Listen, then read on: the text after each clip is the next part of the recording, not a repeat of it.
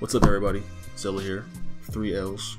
So, chances are, if you're up on gaming news, you probably heard of Fortnite, a battle royale, last man standing type of game by Epic Games. Epic has a long industry pedigree with games like Unreal, Gears of War, as well as a huge stake in the game engine middleware market because of Unreal Engine. Epic has been making headlines recently because the recent success of Fortnite has caused them to shut down production on their other game, Paragon. Paragon is a MOBA, or multiplayer online battle arena, if you're unfamiliar. Online battle arenas are a type of strategy game that are focused around controlling large groups of characters to destroy an opposing player's base while trying to protect your base from destruction. To pull this off, you need to strategically control, rush, and protect different pathways on the map, throw in some different character types and abilities, and you can see how this can become a deep and rewarding experience. Multiplayer online battle arenas, or MOBAs, have gained a lot of popularity in the last decade, especially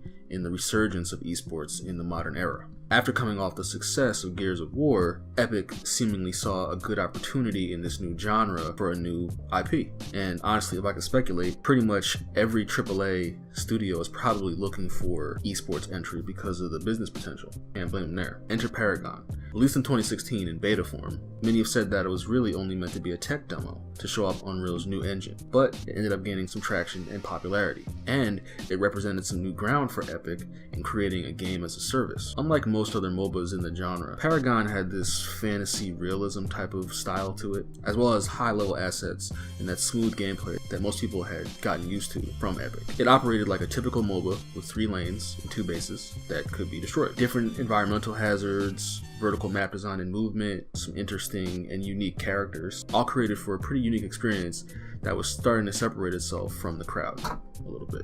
Now, many people can speculate why this game didn't catch fire in the mainstream or the esports space. Some could say it's the result of Epic's lack of vision for the game, citing the fact that mid-development, Epic switched creative directors from Steven Somerville to Donald Mustard. This also obviously meant a change in design philosophy. Somerville was coming off the Gears of War franchise. Mustard was coming from the heavily monetized mobile space. So, take that for what it's worth. Many on Reddit point to this being a huge down point in the series and a huge contributor to the fact that it's getting shut down now. Some could say that the product was never really treated as a finished game because it was released in this fluid, open beta, ongoing development state. It always felt something more like an experiment rather than something that Epic was really going all in on. Some could also say that the market for MOBAs was already getting very saturated, and Epic didn't really want to devote the high-level resources needed to compete with the big dogs in a game like Dota.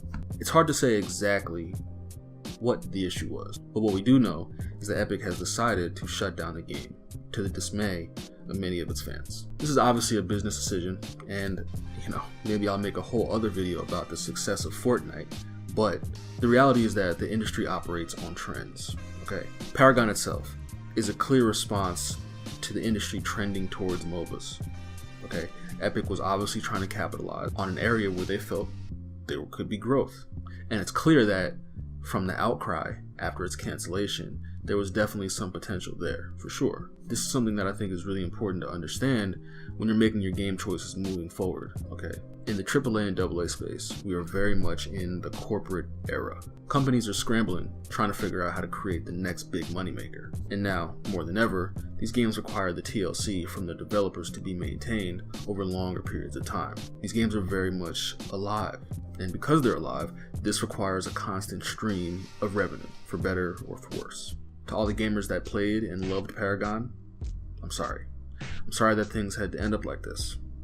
Don't be upset that it's over, be glad that it happened, and all that, yes, of course. And to everyone else making choices about franchises to jump into, let this be a lesson to you. Trends drive the industry more than ever, so make sure you pay attention to a game's stability and the developer's vision before you make your decision about commitment. Be safe out there, friends. Out.